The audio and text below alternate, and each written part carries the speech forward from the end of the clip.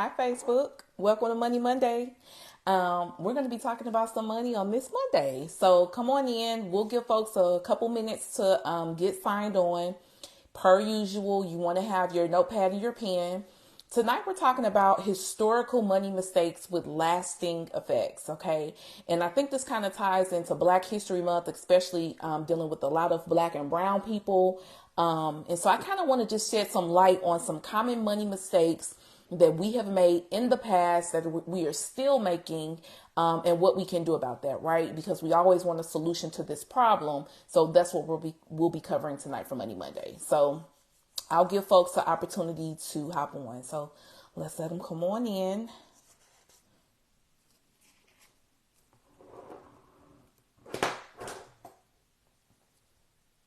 Tip something over.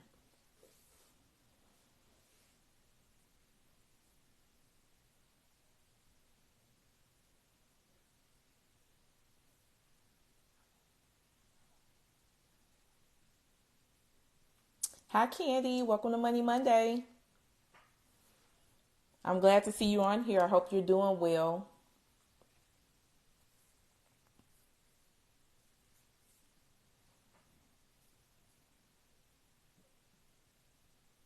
Okay, it's 9 o'clock, so let's go ahead and get started.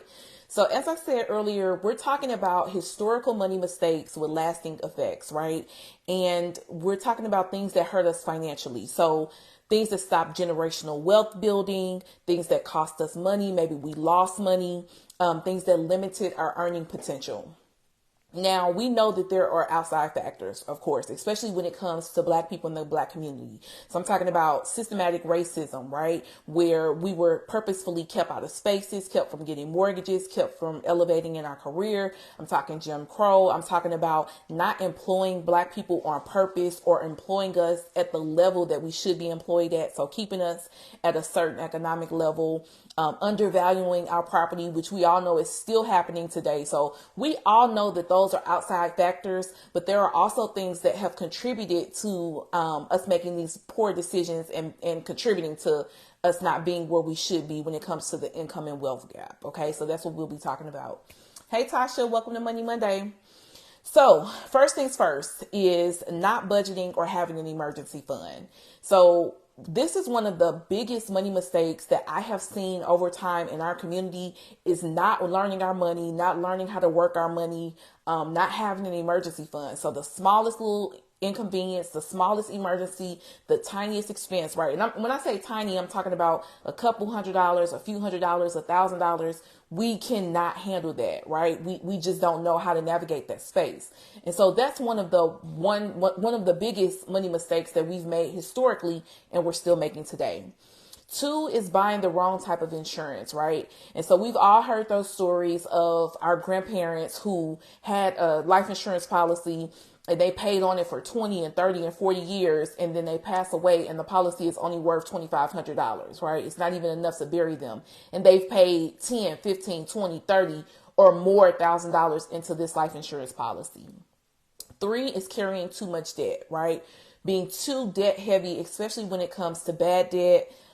Four is focusing on liabilities instead of assets. So buying shoes and clothes that we really can't afford.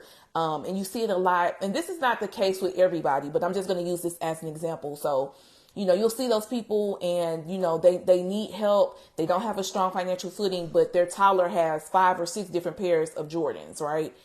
That's a liability over an asset. So that's one of one of the money mistakes that has impacted us negatively when it comes to our money. 5 is not using wealth building tools. So I'm talking about taxes and tax codes, trust, incorporating your children, not protecting your assets in terms of, there's a lawsuit or there's something that goes on with your business and you lose everything. I'm talking about not having a will. So when someone passes away, the family is fighting over this and that. It goes to probate. They're losing money. A lot of times they don't know what the assets are. So, you see it a lot. They'll lose the land where they haven't paid taxes on it or they'll lose grandma's house. That's all part of not having the proper wealth building tools. So that's another money mistake. 6 is not saving for retirement. So in our culture, we have relied heavily on Social Security, and when you really think about Social Security, it's a joke, and it doesn't work like they thought it would, or maybe it does. I don't know, but the point of it is you cannot live off Social Security. And then 7 is not planning your life. So no money goals, no career goals, no life goals, no afterlife goals, no business goals, right? Not planning what the next 5, 10, 15 years of your life looks like. So you get to that point, God willing, right? And you don't have a plan, or you've wasted that time not really building the type of life that you want. So those are 7 of the major money mistakes. Now let's go back through them again and talk about how you can fix them, right? What are some things that you can do to really focus on not making these same mistakes that maybe your parents or your grandparents or your great grandparents made, but instead focusing on changing the narrative, changing what the next generation, the next 2, 3, 4 generations look like, so that historically this can be a different conversation, right? It won't be historically what Nakia didn't do, but historically, my grandmother, who was so-and-so, was who was Candy Allen, this is what she did. And my grandmother, who was Natasha, this is what she did, okay? So back to 1, not budgeting your money, not having an emergency fund. I always say this: most people probably make enough money, they just don't budget their money. Okay. And so when we look at our society as a whole, one of the major things that you can do to really change your life, to really get in alignment with your money, is learn how to work your money, right? However much it is. I don't care if it's $10 a day or $10,000 a week. If you learn how to work your money, if you focus on budgeting your money, if you focus on debt repayment, if you focus on saving and all of that good stuff, you are going to see a difference in your life and what that looks like over time, right? So maybe you won't see it in the next year. Maybe you won't see it in the next year the way you want to, right? So I'm not saying in a year you'll be able to buy a mansion, but you'll start seeing those building blocks come into play. You'll start putting those puzzle pieces into play. So eventually, 4 or 5 years from now, you can see a clear puzzle. Number 2 is life insurance, buying the wrong life insurance. So when you think about life insurance, we absolutely need it, right? Everybody is going to die, and we can use life insurance as a wealth building tool. So term life insurance is good. Permanent or whole life insurance is better, right? And so you really want to make sure that you, 1, have some type of insurance, and 2, if you can afford whole life, or if you can afford permanent life insurance, that you get that now. The younger you are when you first get that insurance, the cheaper it's going to be. So I'll give you an example. Let's say you buy term life insurance and you buy it in your 20s, and it's $20 a month, right? And you have it for the next 20 years. Well, in 20 years, let's say you'll be 40 years old, and that term life insurance ends. What happens then? Then they say, oh, you're 40 years old, so now instead of paying $20 a month, you're going to pay it $100 a month, right? Or what happens when you turn 60 and they say, okay, you paid $100 a month, now it's going to be $250 a month. And so the price of insurance keeps growing, and when you have term life insurance, you don't have access to the cash benefit. You don't stop paying for it at a certain age. You can't draw from it if you want to. Like if you need to borrow money for something, you can't borrow money from it. And so those are the benefits of whole life insurance or permanent life insurance. So if you don't have life insurance, especially if you don't have life insurance outside of your job, you definitely want to get with an insurance broker and start talking about what your options are. What does it look like financially, right? How much is it going to cost? Because another thing is, you don't want to leave your job, or you don't want to retire, and then all of a sudden you don't have life insurance. Okay. 3 is being too debt heavy. And so I kind of mentioned this earlier, carrying too much bad debt. So bad debt is considered like car loans, credit cards, store cards, payday loans, basically anything that doesn't bring you a return on your investment, right? So you go to Louis Vuitton and you buy a purse and you put that on your credit card. 9 times out of 10, that purse is not going to appreciate. But when you look at good debt looks like a mortgage or a house. Because typically houses, when you sell them, you get your money back, right? You get a profit, you make a profit. your education, right? Because the idea behind it is if you borrow this money for your degree, then you're going to be able to sustain yourself. You're going to change your quality of life and you'll be able to pay the loan back anyway. Buying a business or investing, right? So when you talk about bad debt, think about it like this. This is another way to think about it. Let's say you spend $60,000 on a Hellcat, right? That's considered bad debt because that's not going to make you any money. That's going to depreciate. But you take that same $60,000 and you buy a house and you flip it, or you buy a laundromat, or you buy a car wash. Those are income producing activities that's going to make you money. Okay. So that's a better idea. That's a good idea to help you from making those bad money mistakes. Number 4 was focusing on liabilities.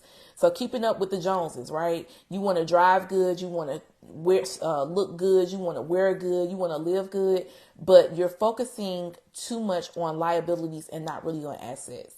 So I did an example, right?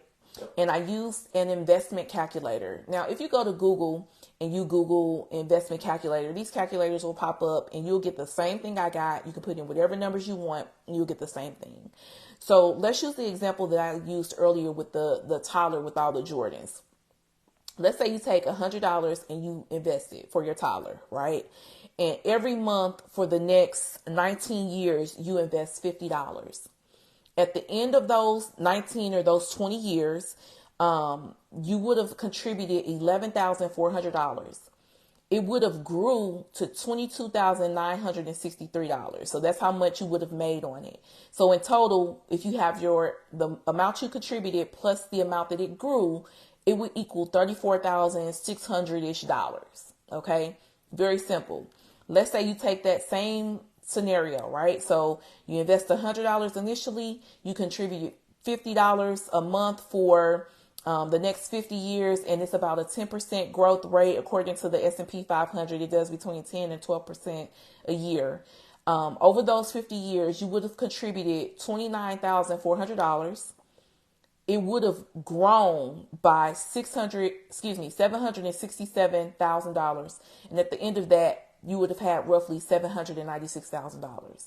So that's the difference in focusing on liability, focusing on shoes that your kid will probably only be able to wear for 2 minutes, and focusing on things that don't grow your money versus focusing on assets and not so much liabilities. 5 was not using wealth building tools. So there's a reason why millionaires and billionaires have tax experts on speed dial. There's a reason why they have trusts and they have wills and they incorporate their kids. And the reason being is because it shields their money, right? So if you remember last year, we talked about the different income. And I told you then that investment income is taxed at a lower amount than earned income. So those billionaires who have most of their billions of dollars invested and they're making all of this money on their investments, and they're more than likely paying a smaller percentage rate in tax than you are, right? I can guarantee you $100 that Warren Buffett and those other rich guys, whoever, they're not paying 34%. They're not paying 24, 22, 17, 18% of tax on their money, right? They're paying 6, 7, 8, 9, 10%. And so over time, that is what saves you and protects your money. That's what helps you build your wealth.